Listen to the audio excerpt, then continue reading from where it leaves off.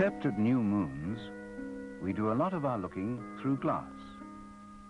At its simplest, glass is colorless, plain. The scientists tell us it isn't even a solid. It's a supercool liquid, they say. Without glass, we wouldn't need long sight indoors. At its simplest, it's transparent, almost invisible. Flat, as new ice on a mill pond. The mill pond, in reality, is molten tin. The glass floats on it, forms a flat skin, solidifies. It is cooled, scored carefully, snapped skillfully, transported confidently, and looked through unthinkingly. At its simplest, glass is almost taken for granted.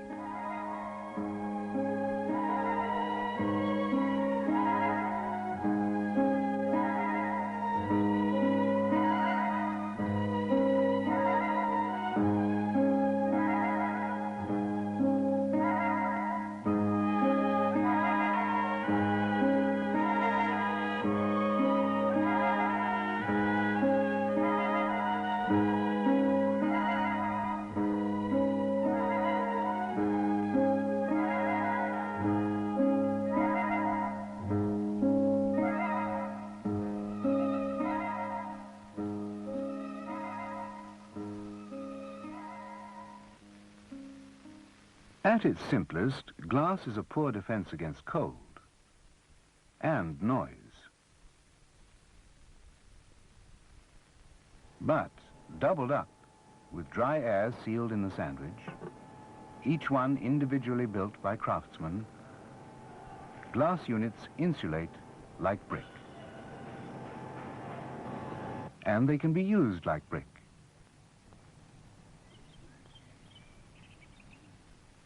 They're lighter, they're prettier, but they're just as warm. And just as quiet. One layer,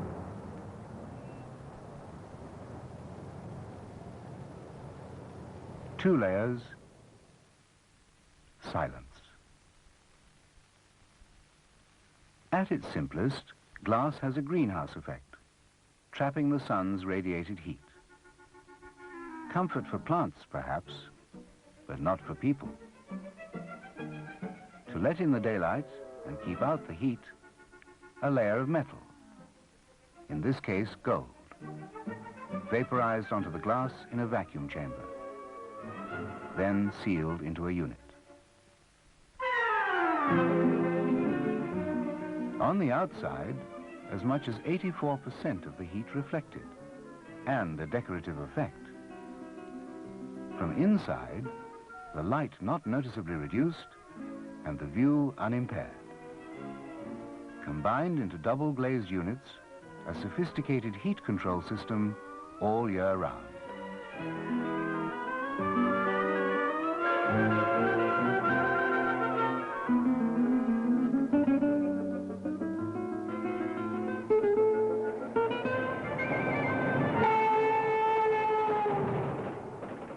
A long way from glass at its simplest, which is transparent, calling for another precious metal to make it reflective. Silver to reflect,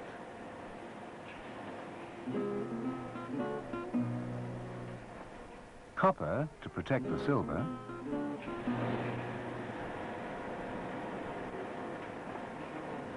special paint to protect the copper.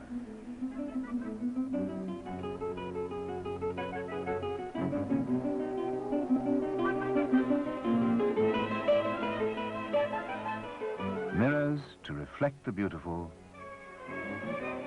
and to create it.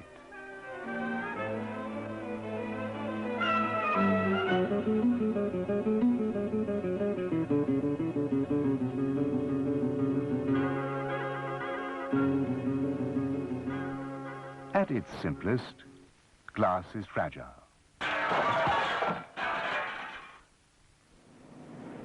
But it can be toughened by heat, carefully controlled and delicately applied, giving the glass a strength foreign to its normal nature.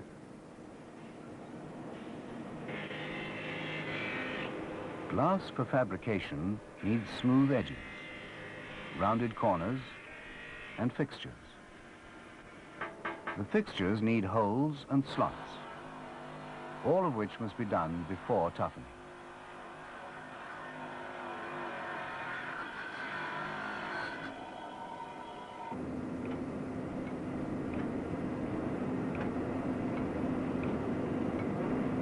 Then it can be hung, fixed and hinged to make a room beautiful, to turn squash into a spectator sport, to protect train passengers.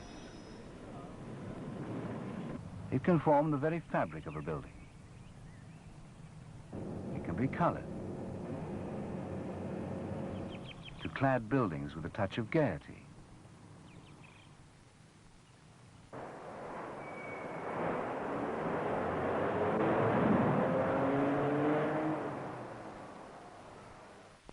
But even toughened glass can be shattered.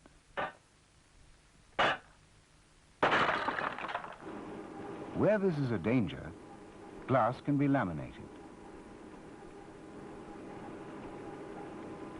Sheet plastic sandwiched in layers of glass, and then baked.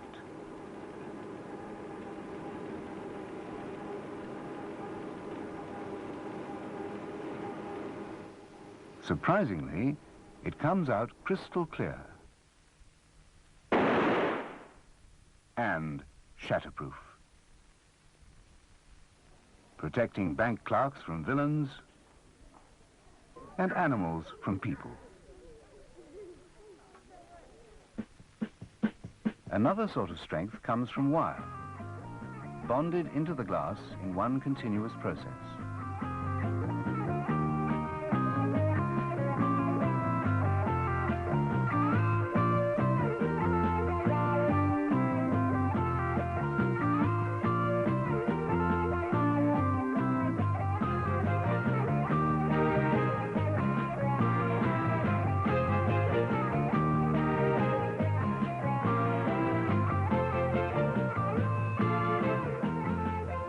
Wired glass holds roofs and skylights together if they break, helps glass walls withstand boisterous boys,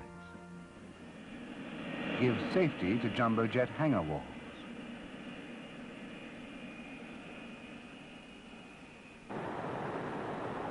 and keeps fire at bay for an hour, glass withstanding while other materials succumb. At its simplest, flat glass is, well, flat. But flat glass, suspended over a mold in a furnace at a controlled temperature, will bend.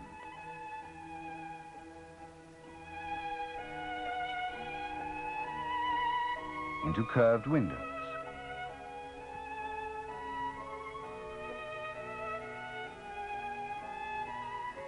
And bend into domes. Flat glass in 3 dimensions. At its simplest, glass is plain. But it can bear color and pattern as well as any other material. Color added in the melt, and the pattern formed between rollers.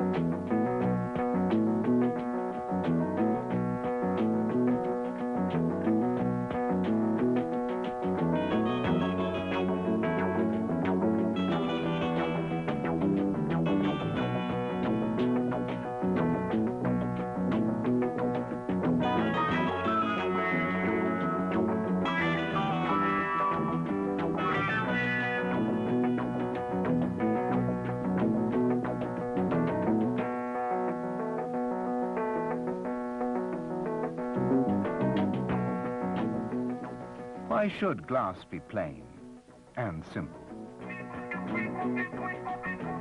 When it can be warm and quiet making, sun filtering, mirrored, tough, protective, structural, wired, shaped, patterned, and colored.